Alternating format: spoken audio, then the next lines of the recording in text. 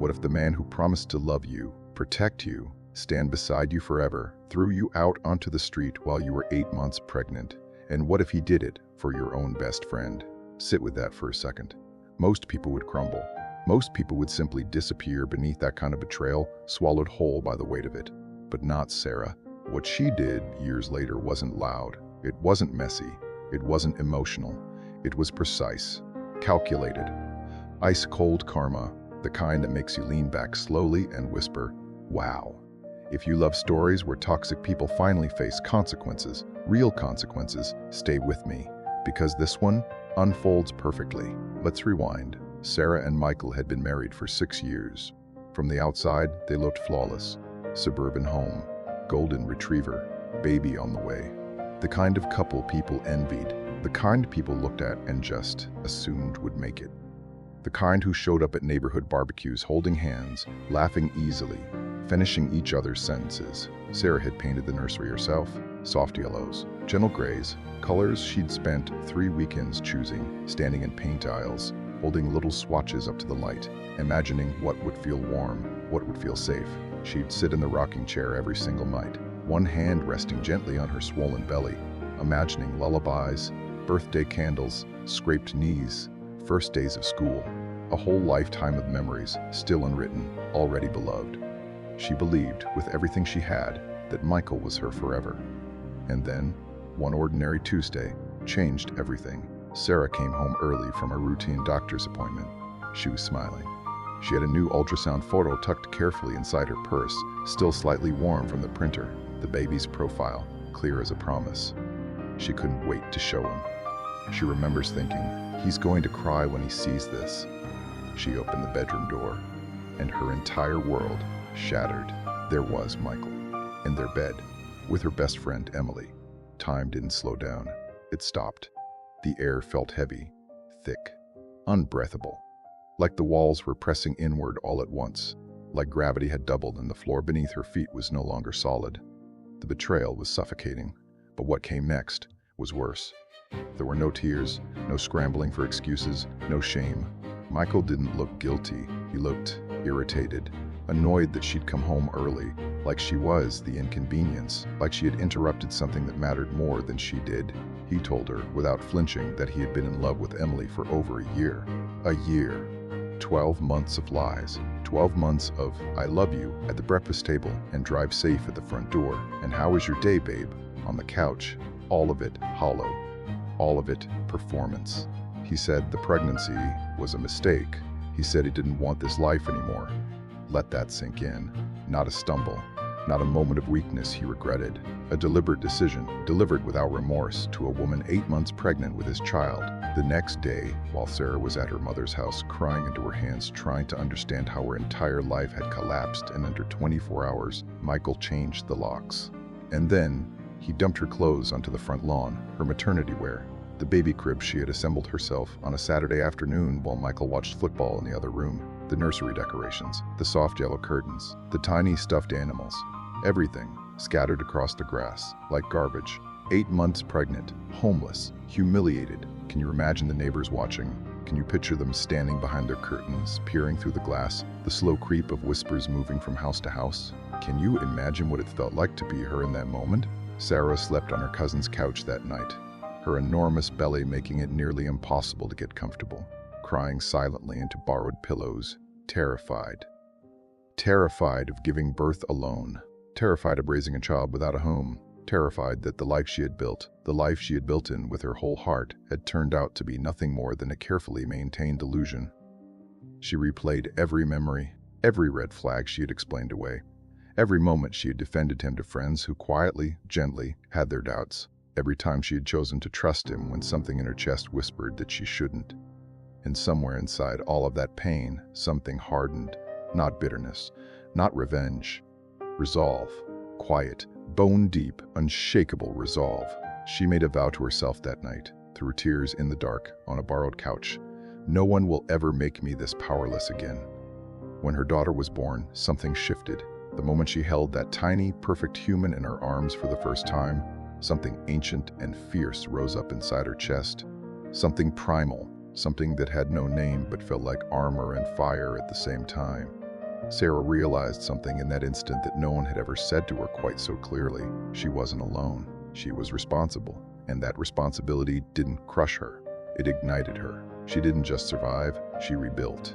During the day, she worked freelance as a graphic designer. Small projects, inconsistent pay, long hours at a second-hand desk with a laptop that occasionally overheated, and a daughter who needed her attention every few hours. At night, after feeding and rocking and burping and changing diapers and whispering lullabies, and finally getting her baby to sleep in the tiny portable crib beside the couch, she studied branding, marketing psychology, web development, advertising strategy, client acquisition, pricing structures, business law, contract negotiation. She was exhausted in a way that words don't fully capture. The kind of exhausted that lives behind your eyes and settles into your bones, the kind that doesn't go away with one good night of sleep. There were nights she worked with tears streaming quietly down her face. Nights she sat staring at her screen, wondering whether she could actually do this, wondering whether she was fooling herself, wondering whether the version of herself she was trying to become was even real or just a fantasy she'd invented to survive. But she kept going, because failure was not an option. Not for her, not for her daughter. 2 years later, she had a profitable boutique design agency. 4 years later, it had grown into a full-service branding and marketing firm with corporate clients, 6-figure contracts, and industry recognition from people who had never heard her name when she was crying on that borrowed couch. The same people who once looked at her with quiet, uncomfortable pity, now looked at her with respect. And then she did something deeply, profoundly symbolic. Something quiet. Something she'd told almost no one about. She bought back the very house that Michael had thrown her out of. Yes, that house. The one where her belongings had been scattered across the front lawn on a Tuesday afternoon, while the neighbors watched from behind their curtains. She purchased it methodically and deliberately, and then she redesigned every single room. She repainted every wall. She refinished every floor. She replaced every surface that held the memory of what had happened there. It was no longer a place of betrayal. It became a monument to resilience, a home filled with laughter and safety, and a little girl who would never know what it felt like to sleep on a borrowed couch. Meanwhile, Michael's fantasy life was unraveling. The excitement with Emily had been intoxicating when it was secret, when it was stolen, when it carried the electric thrill of everything forbidden. But secrets, when they become ordinary life, lose their electricity very quickly. Reality replaced adrenaline. Arguments replaced passion. Resentment grew in the spaces where love was supposed to live. Michael started drinking heavily. His performance at work deteriorated. The sharpness that had once made him valuable was dulled by poor decisions, erratic behavior, and a reputation that had quietly begun to corrode. After 12 years at the same logistics company, the company he had given a significant portion of his professional life to, he was fired. Just like that. A box of belongings. A handshake that meant goodbye. The walk across the parking lot that every professional dreads. And then one afternoon, Sarah received a message from an unknown number. Her stomach dropped the moment she saw it. It was Michael. The message was long, rambling, the kind of text that gets rewritten a dozen times before it's sent, where you can feel the desperation in the sentence structure. He said he had made the biggest mistake of his life. He said he still had feelings for her. He begged to be allowed to see his daughter. He said he was struggling, truly struggling, and that he didn't know who else to reach out to.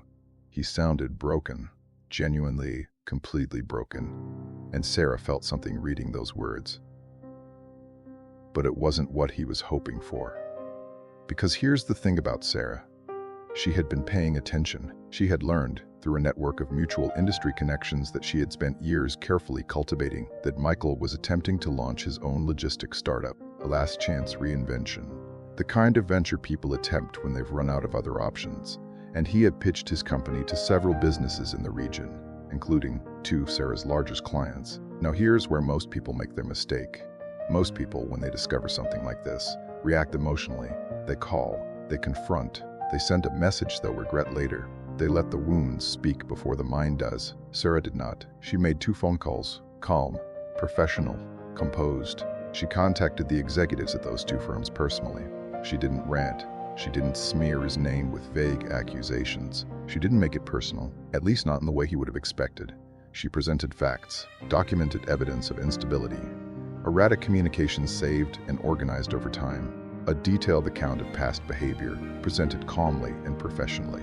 And then, She shared something that had been sitting quietly in her possession for years. A video recorded by a neighbor on an ordinary Tuesday afternoon of a man throwing a pregnant woman's belongings onto a front lawn. She let the evidence speak for itself. Within 48 hours, both deals disappeared. His funding evaporated like morning frost. His startup, before it had even truly begun, was already collapsing, but she wasn't done. Using her savings and strategic investors who had come to trust her judgment and her leadership implicitly over years of consistent, excellent results, Sarah purchased the logistics company that had fired Michael, the company he had given 12 years of his professional life to. The company whose halls he had walked with confidence for over a decade, the company whose culture, whose clients, whose systems he had helped build. She bought it. On the day that ownership officially transferred, she walked into the building for the first time as the new CEO. Tailored suit, calm expression, shoulders back, unshakable presence. She walked those same halls he had walked for 12 years.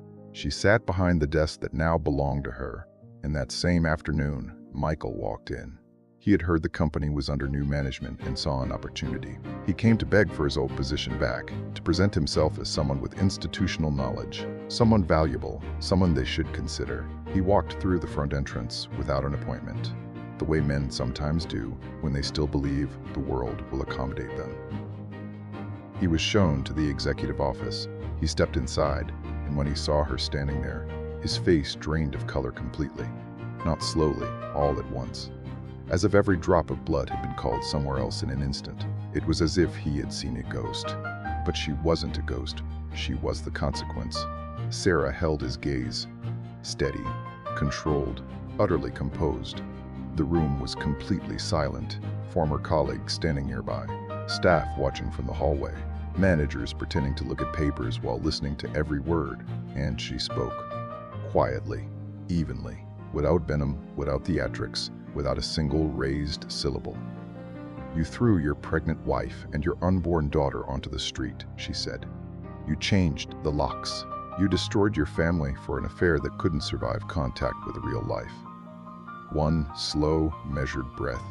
"And now, I own the company that once owned you." Silence. "The house you kicked me out of, I bought it back."